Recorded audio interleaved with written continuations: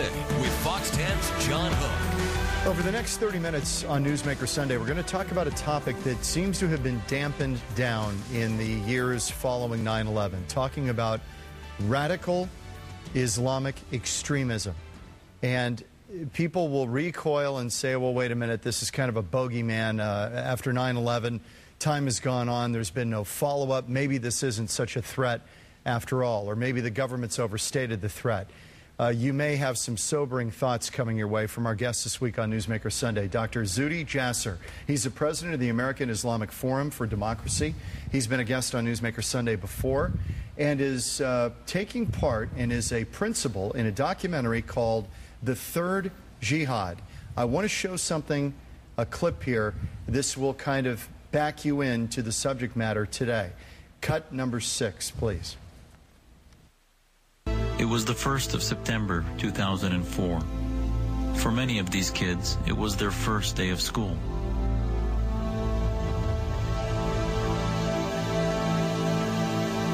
What started out as a day of great joy and excitement ended as one of the worst hostage tragedies in human history. Inside this gymnasium, more than 1,200 hostages were crowded together with explosives suspended above their heads. 3 days later, over 300 hostages were killed, including 156 children. The terrorists were Muslims, and they carried out the attacks in the name of Islam. I'm also a Muslim, and I've dedicated my life to fighting the threat of radical Islam. Dr. Zuhdi Jasser, our guest this week on Newsmaker Sunday. It's powerful stuff. The Third Jihad, the premise is what? The premise is that we're fighting an ideology that's going to continue to regenerate itself if we don't wake up to exactly what the root cause is.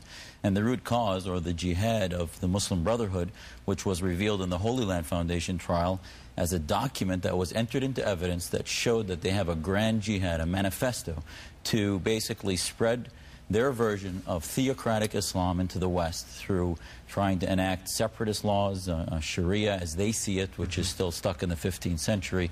And the documentary walks through the injustices done in the name of my faith in Iran, where women are oppressed, in Saudi Arabia, where you see more oppression of women, and Christians aren't able to build churches, they aren't able to bring Bibles into the country, in Afghanistan with the Taliban, and in Egypt with the Muslim Brotherhood there, and all over the so-called Muslim world is a threat that basically splinters into terrorist offshoots when it's most militant, but when it's not militant in the West, it has an ideology that I believe, and you'll see in this documentary, is an anathema to Western ideals. The estimates are, if you believe the Pew Research Center, that there are 2.4 million Muslims living in America right now.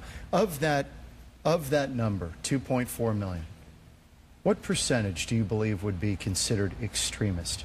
Yeah, the extremist violent strain is a small percentage.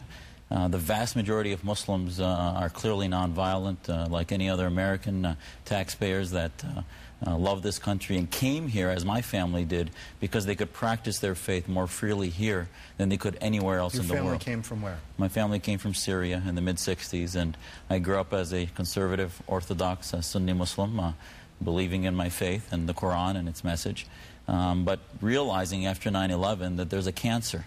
That cancer is not militancy. That cancer that creates the militancy is the goal of the Islamic State, the entity that's called Islamism or political Islam, which seeks to create Islamic states. Let's get ready to roll tape number 7, and this will again from the Third Jihad.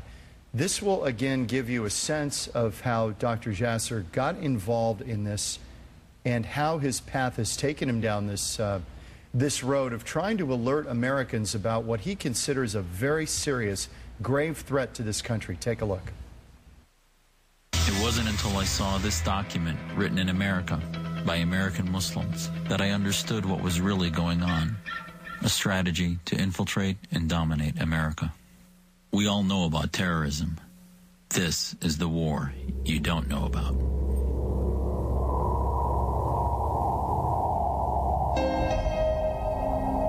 I think there is a general tendency to underestimate the threat which is offered to us in the present global conflict. I think the public in America is denied the strategic truth.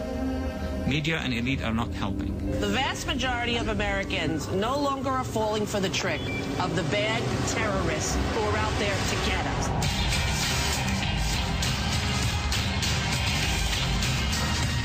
They are framing the debate as Iraq, or as Afghanistan, or as Guantanamo Bay.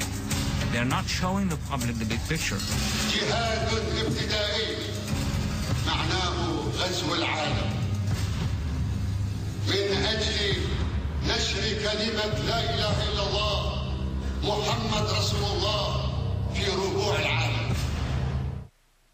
Can you back us up there, and if people are kind of squinting at the screen, what he said? Well, basically what you're seeing is that we have, because of politics and partisanship and sort of our domestic fervor to try to one-up the other, we've forgotten what the problem is and what we're actually fighting. There is a common ideology that unites Hamas, Hezbollah, Iranian theocracy like you saw there, Taliban. These are all very disconnected regimes that have one common ideology, which is a militant version of the interpretation of my faith that can only be fixed through a war of ideas where the Muslim community begins to take control of its own theology and marginalize the imams that are theocrats and marginalize their influence on the community and begin to fix the problem. And we haven't done that because we haven't, I mean, the new administration... Are we tied by political correctness, bound by political correctness in attacking what you believe is a very obvious problem?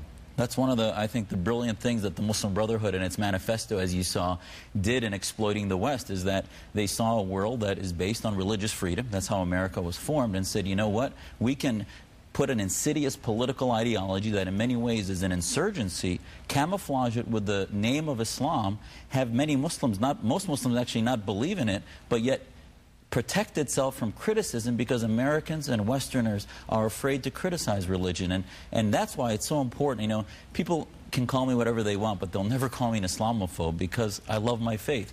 And just like our forefathers fought for the integrity of Christianity against the Church of England, a free Christianity based on American ideals which created America, similarly, Muslims need to start waking up to fight for a free Islam separated from the stranglehold of Islamists. Let's roll the video number 5. The images will be forever etched in our memories, and it gave you cause to really start speaking out, talking about 9/11.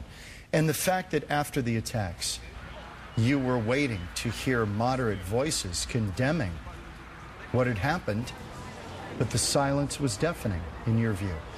Yeah, you know, that's the reason why we did this film, and I think that it's so, the saddest thing is that it wasn't just Muslims that did this film, that we were simply consultants with the Clarion Fund that made it, because this is a Muslim problem that needs a Muslim solution with Islamic theology to bring it into the 21st century. And that's why we formed the American Islamic Forum for Democracy, to say that we're not just going to superficially condemn terror.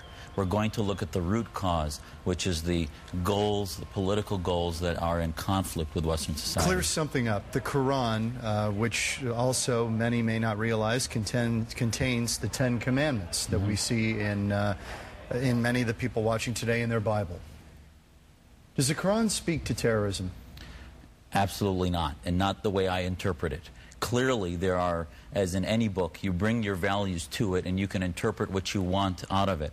And the Al-Qaeda or Wahhabi interpretation of the Quran is to take passages that talk about just war at the time in 7th century Arabia and extrapolate those to be applicable to any tribe, any nation, at any time whatsoever. And that's an anathema. To me, as a naval officer, when I served in the U.S. Navy, that's where I took my orders, and my citizenship oath was my oath that I believed in. The Quran is simply my book of worship.